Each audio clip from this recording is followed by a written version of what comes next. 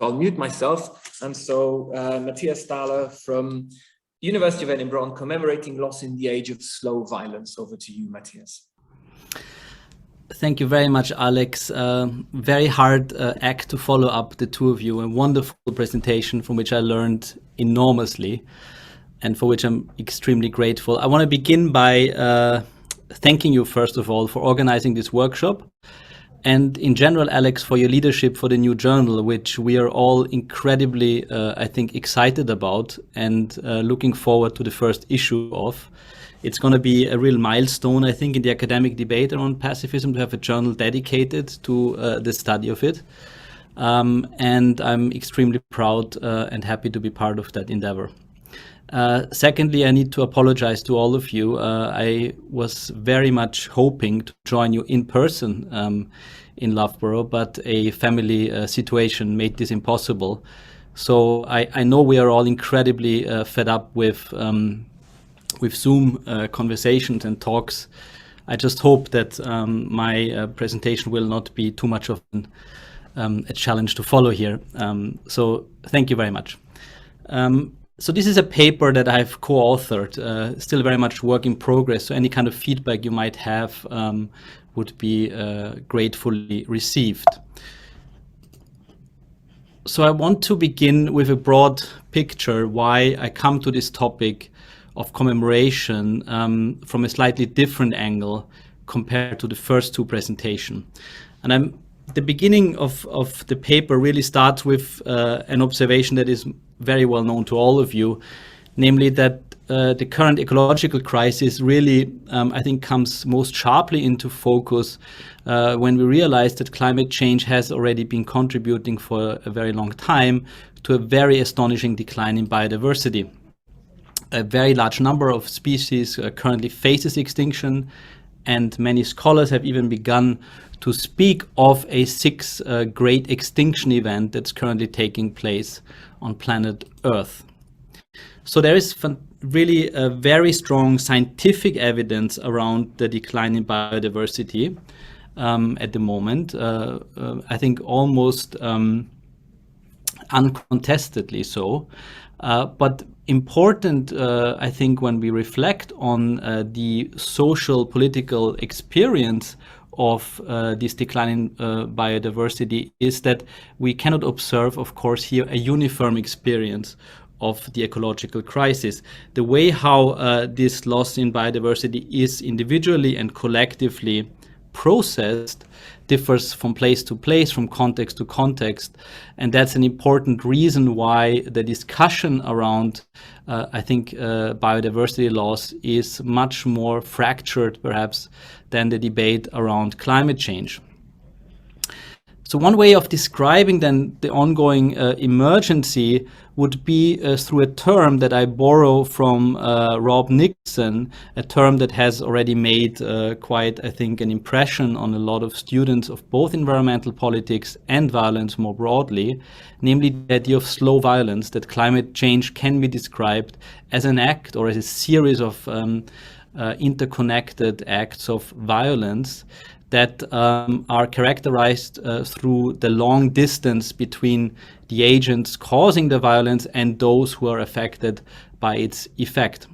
So this is an attempt to revise established notions of violence away from the cases we have, for example, discussed in the first two presentations today, most emblematically war, of course, to cases such as climate change and its multiple effects that have the capacity to be subsumed under this broad term of violence.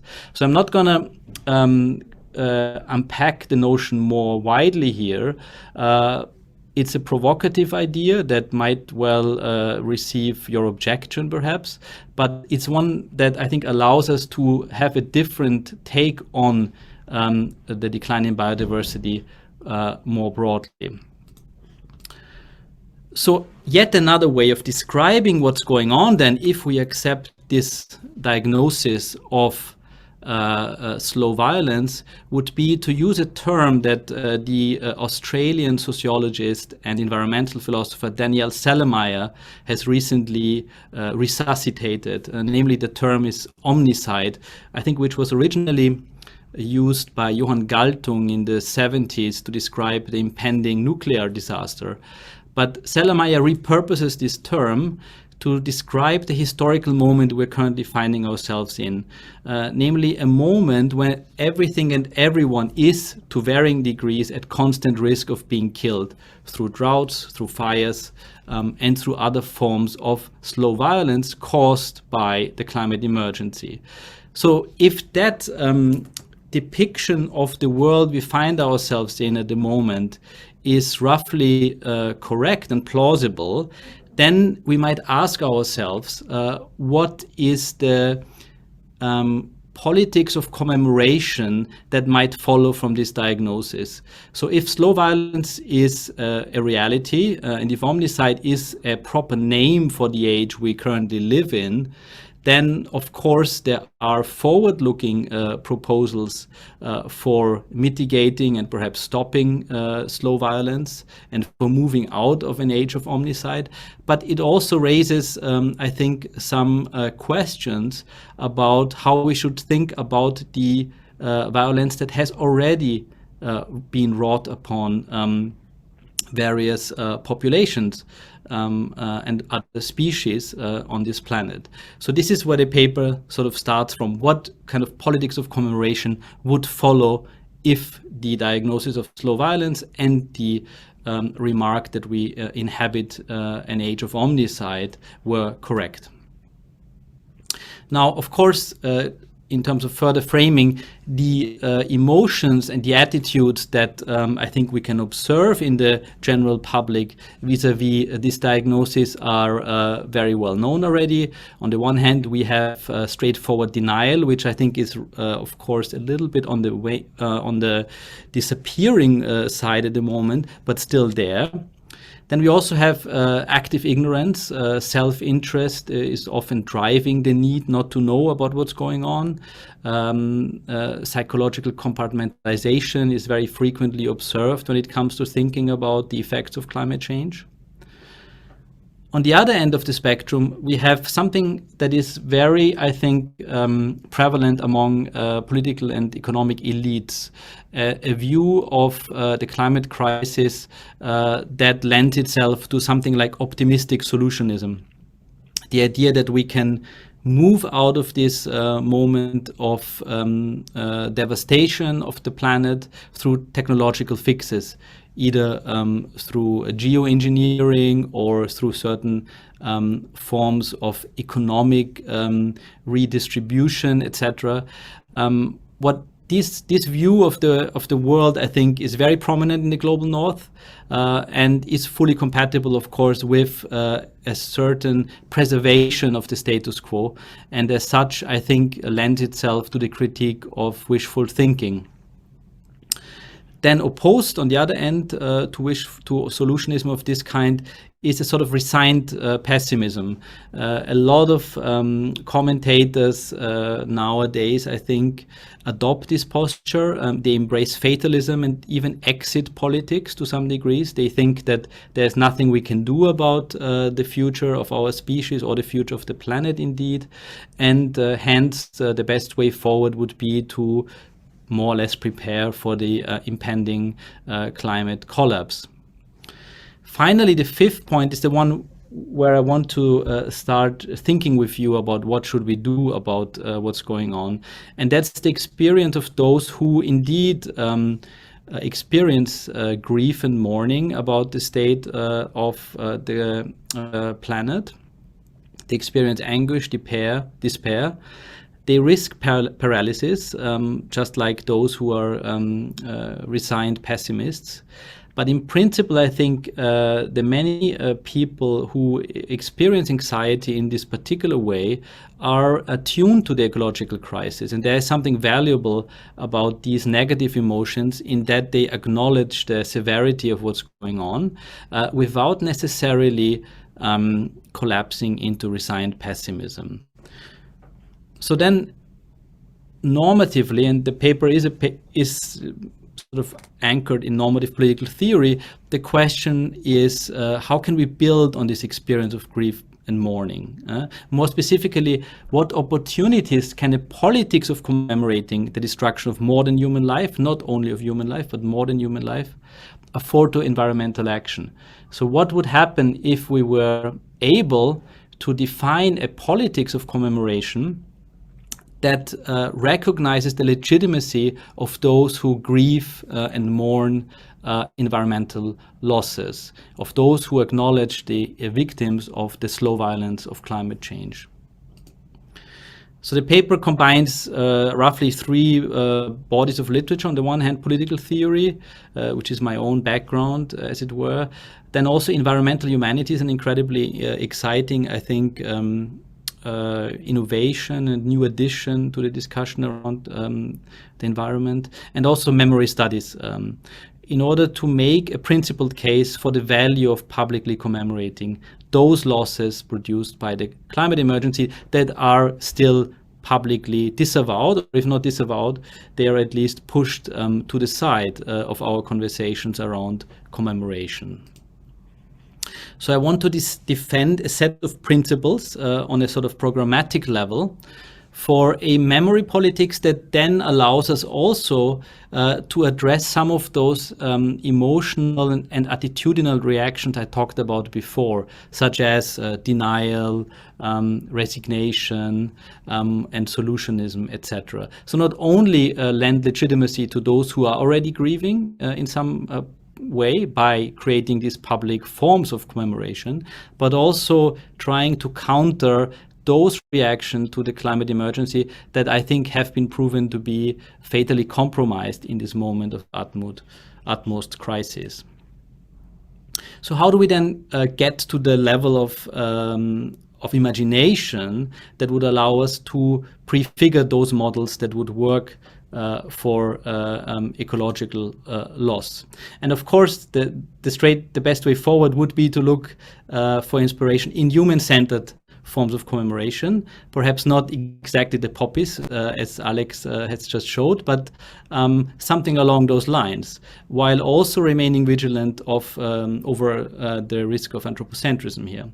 So the aim here is to repurpose existing forms of commemoration in this paper for new goals, namely the recognition of more than human loss, not only human loss, new temporal horizons. So planetary time is fundamentally different from historical time, as Deepesh Chakrabarty has recently shown, and that makes a very important difference, I think, for the way in which we design our politics and our politics of commemoration more specifically. And finally, entirely new and surprising scales of loss in light of the diagnosis of slow violence and omnicide, to again refer to Sellermeyer's conceptualization.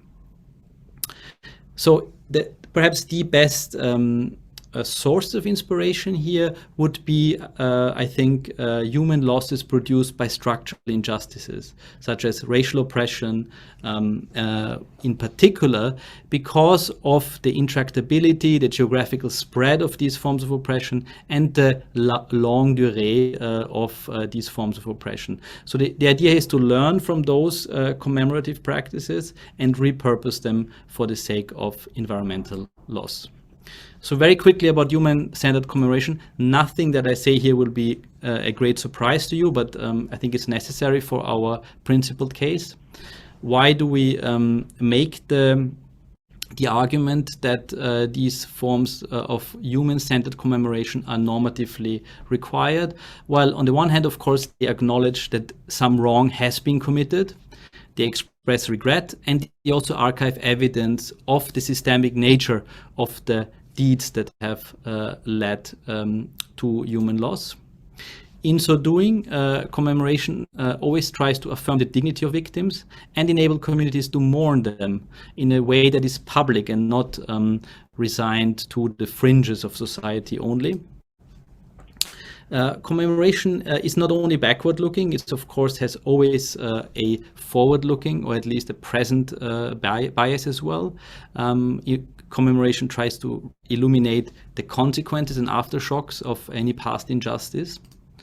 And all of this, I think, goes together to formulate new ideas about collective responsibility that would, in a forward-looking way, enable positive transformation of society. So any form of commemoration is necessary for the construction of collective identities, and that's why these intimate links that Alex just talked about between nationalism and the poppy, for example, are so interesting, because we cannot really disentangle these two parts very easily. So the way how we commemorate our past is intimately tied up with how we see ourselves as citizens of particular nation states. So these commemorative practices then allow ideally and normatively the reformulation of political relationships, the refoundation of those relationships in light of past injustices and past calamities. Now, how can these lessons be sort of translated, repurposed for the different task of commemorating environmental loss? So what we could call ecological commemoration would have similar purposes, but they need to be adjusted in light of the specific nature of slow violence and omnicide. On the one hand, what's necessary is that we would need to aim at taking responsibility for differentiated contributions to past and ongoing harms. So one of the problems with the term Anthropocene, for example, as many have observed, is that it enables homogenizing talk of a human planet, as if humanity were a unified actor when it comes to harming the planet. But we all know, of course, that that is not the case, that differentiated contributions need to be observed, and hence the commemoration needs to track those differentiated contributions in its memorializing projects. This kind of commemoration that we have in mind tries to do something that Judith Butler has, I think, very helpfully diagnosed with regard to human losses. It tries to convert disavowed deaths that have not been made visible, into grievable ones. In some sense, to publicly convey moral salience not only to humans, but to the more than human world, of which the human world is a part. And more specifically about the humans who are grieving and mourning, such a form of commemoration would also enable then those who are already despairing, those who feel anxiety, not to be ostracized by the wider society, but to come together for solace and to think about a common future that is not so fundamentally destroyed as the one we're currently living through. And the ultimate goal, just like in the case of human commemoration, is norm change on the most fundamental level, the construction of new social identities and new institutions that would allow us to avoid the pitfalls of the moment we're currently inhabiting. So this is the kind of very broad goal of the project we have in mind. What we then do is we try to develop a programmatic outline of the normative principles that would have to guide this kind of commemoration if it were to be realized. And we think there are maybe 5 principles, roughly speaking. The first is, and these reflect the goals we just talked about, responsibility. So any form of commemoration around either specific or generic losses would have to make explicit the differentiated contributions and burdens vis-a-vis that which has been lost. Secondly, pluralism in the commemorative project itself. So both institutional and culturally, we think that the way in which commemoration should be organized needs to be radically non-Eurocentric, given the differential responsibilities for environmental loss. And that includes then material and intangible, but also public and private initiatives. And it includes, in terms of its formal requirements, the possibility of multiple genres of grieving and commemorations, different spiritualities, and a radical openness to various practices of mourning. Now, that's, again, a normative principle that would have to be specified in concrete moments, as I'm going to show in a moment. Relatedly, one of the foundations of our project would be that the environmental loss should not be reduced solely to human needs and interests.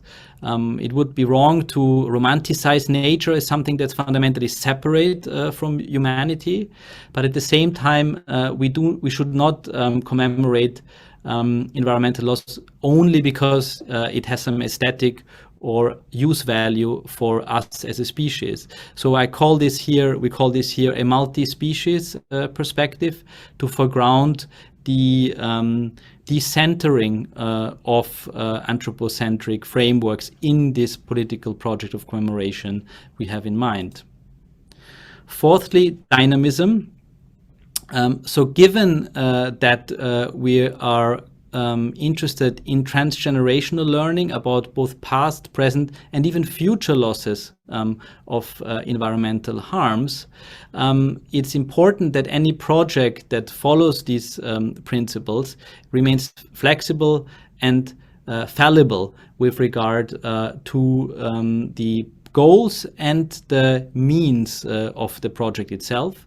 That means that the idea that commemoration sets in stone what has been lost does not really chime very well with our project. Fifth and last point is anti-closure, and that's important perhaps for any viable politics of commemoration, and relates to the point I just made around dynamism, that commemoration is not there to inaugurate a fresh start after which we should completely forget about the past. It's not there to produce clean slates. It's literally, to quote Donna Haraway's saying, it's literally to stay with the trouble and to try to understand the interconnections of various harms produced by the climate emergency through commemorative practices. So it's not about closing the books, it's in a way about keeping the books open through various processes of responsible, pluralistic, multi-species and dynamic mourning. So before I close, a caveat and an outlook. The idea of this whole project is really to not only enable those who already grieve to become recognized in the societal mainstream, but also to try to combat denialism and willful ignorance by foregrounding the necessity of a politics of commemoration, as I just tried to say. Neither despair for this project is helpful, nor is delusional optimism. So again, an attempt to respond to the emotional and attitudinal reactions to the climate emergency. Now, nothing of what I've said here and what we try to argue for in the paper is a perfect blueprint. This is a very exploratory and programmatic statement in which we try to tease out some of the fundamental normative principles on which a form of environmental commemoration might build. It's a normative scaffold for the political imagination, if you will, which progresses through this repurposing of human-centered commemorations. Not all of those principles will be easily realized simultaneously, but I think what we can say is that existing forms of commemoration of ecological loss give us some hope. And the paper, and I'm not going to go into details here, focuses on two particular cases, perhaps the oldest form of commemoration of ecological loss that we're aware of, which is the commemoration in the United States of Martha, the last passenger pigeon, which died in 1914 in captivity. There are various forms of commemorating Martha in a museum, in a zoo where Martha died, and some private forms of commemoration that also highlight the interconnectedness not only of this particular species, but of other species as well. And the second case we discuss in the paper is the Remembrance Day for Lost Species, which is celebrated each 30th of November.